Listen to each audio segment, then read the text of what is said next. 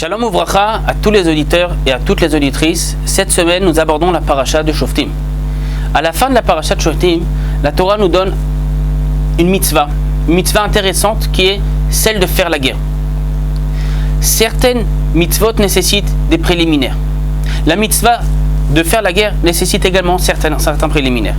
Quels sont les préliminaires? La Torah nous dit qu'avant chaque sortie en guerre, il va falloir faire intervenir un Kohen.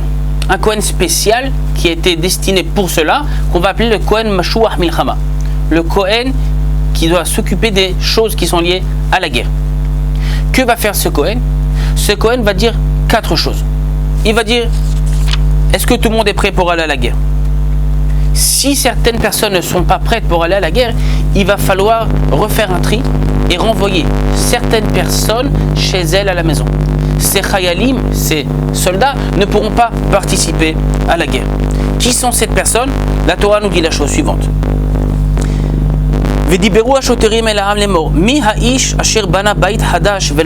Qui est l'homme qui a construit une maison, mais qui ne l'a pas encore inaugurée? Si il n'a pas encore inauguré, il rentre chez lui à la maison. Deuxième individu, un homme qui a planté une vigne, mais qui n'en a pas encore récolté le vin. Il n'a pas encore profité de la vigne qu'il a plantée. Lui aussi, la Torah lui dit,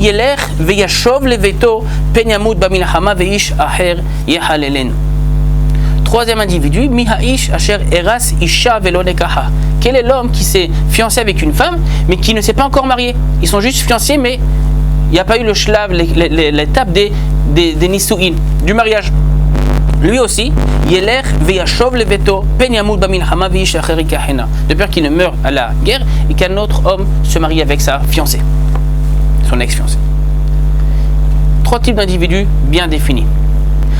La Torah vient nous dire qu'il y a un autre type d'individu qui est le suivant. Quel est l'homme qui a peur, qui a le cœur faible? Cette personne-là, lui aussi de rentrer chez lui, de façon à ce qu'il ne communique pas sa peur aux autres membres de l'unité. Pourquoi? La peur est un sentiment comme d'autres, sauf que ce sentiment est contagieux. Un peureux peut faire en sorte que sa peur soit communiquée, véhiculée aux autres membres, et à partir du moment où les chayalim, les soldats ont peur, on risque, chas v'shalom, de perdre la guerre. De qui s'agit-il? Hayare verach alevav. Le peureux, celui qui craint. Qui est-ce qui craint? La Gemara dans Masechet Sota nous ramène 2 avis. L'avis de Rabbi Akiva et l'avis de Rabbi Yossé Agelili. Rabbi Akiva nous dit, de qui parle-t-on? Nous parlons Rabbi Akiva Omer, Kemashmao. Rashi ramène le midrash de Chachamim dans Masechet Sota. On parle de quelqu'un qui a réellement peur. Quelqu'un qui a peur du sang, quelqu'un qui a peur de la guerre, de cette situation de stress, de voir des guerres, de voir des épées, de voir du sang et des armes, c'est quelque chose qui lui fait peur. C'est l'avis de Rabbi Akiva. Selon Rabbi Akiva, un peureux ne peut pas intégrer l'unité. Rabbi Yossé Agelili, en revanche, nous donne une autre explication. Rabbi Yossé Agelili Omer Hayare Me'averot Shebeyado. De quoi a-t-il peur? Il n'a pas peur de la guerre selon Rabbi Yossé Agelili. Selon Rabbi Yossé Agelili, cet homme-là a peur des fautes qu'il a commises. Quel rapport? Parce que j'ai commis certaines fautes, je ne peux pas aller sur le front, je ne peux pas combattre avec mes frères. Et de quelle faute s'agit-il? Le Sfat Emet ramène une explication assez originale. Le Sfat Emet dit la chose suivante. Si on fait attention aux mots qui sont employés par Rabbi Yossé Agelili, on verra que les mots sont bien choisis. Hayare me'averot shebeyado.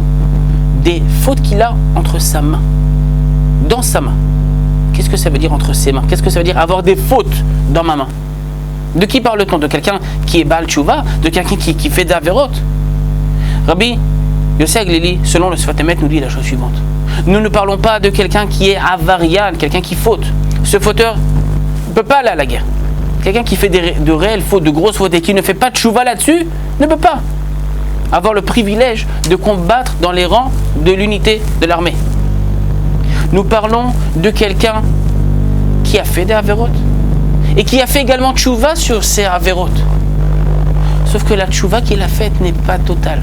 La tchouva qu'il a faite est tout simplement pas superficielle, mais d'une manière générale, on va dire que c'est une tchouva qui est tchouva meira. Il a fait tchouva par crainte. Il a fait tchouva par crainte.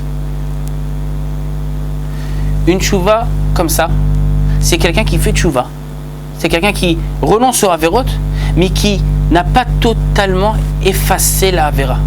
Quand je dis effacer la avéra, je veux dire la chose suivante.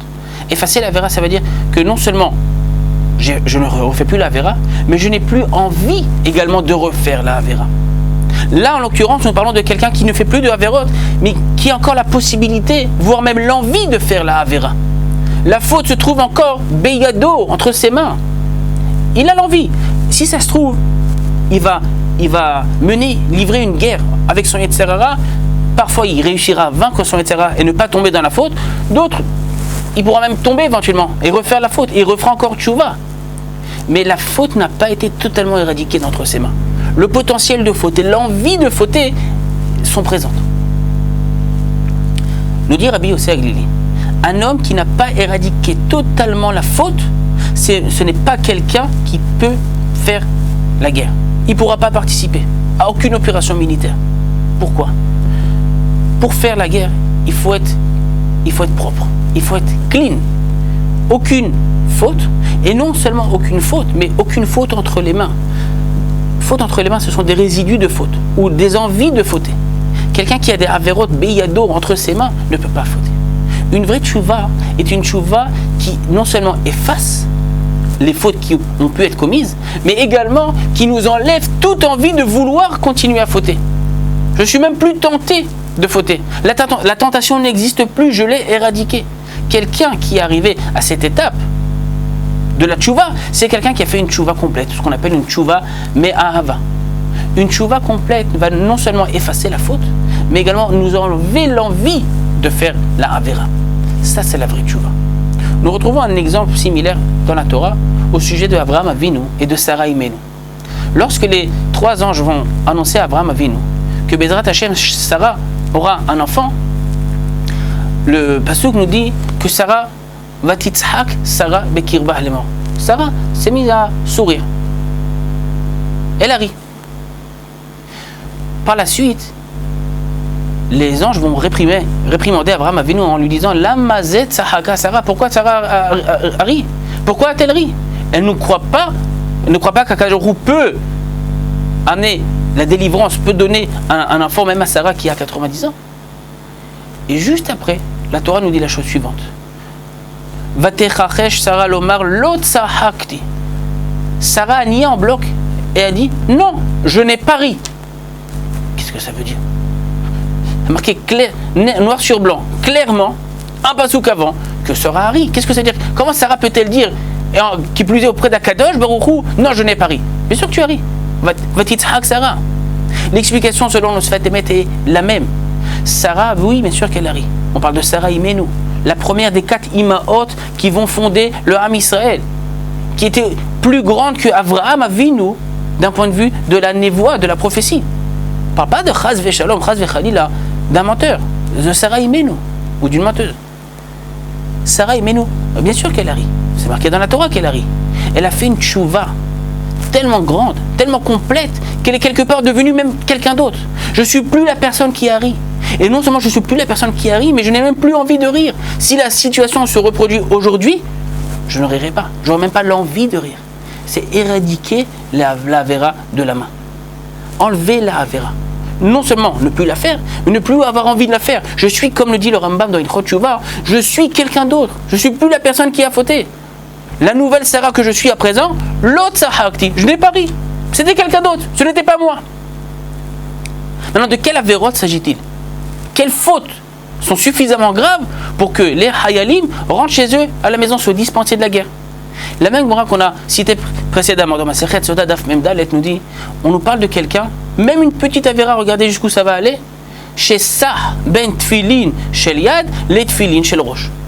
Vous savez, lorsqu'on met les Tfilin, la mitzvah de tefillin est une double mitzvah. Il y a ce qu'on appelle tefillin shel yad, qu'on met sur le bras, en face du cœur, et tefillin shel rosh, sur la tête.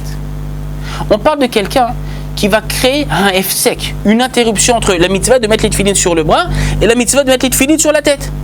Il va parler. C'est ça. Et qu'est-ce que ça veut dire il va parler? S'il a parlé, au niveau de la halakha, ok, ça crée un hefsek, on peut refaire la bracha.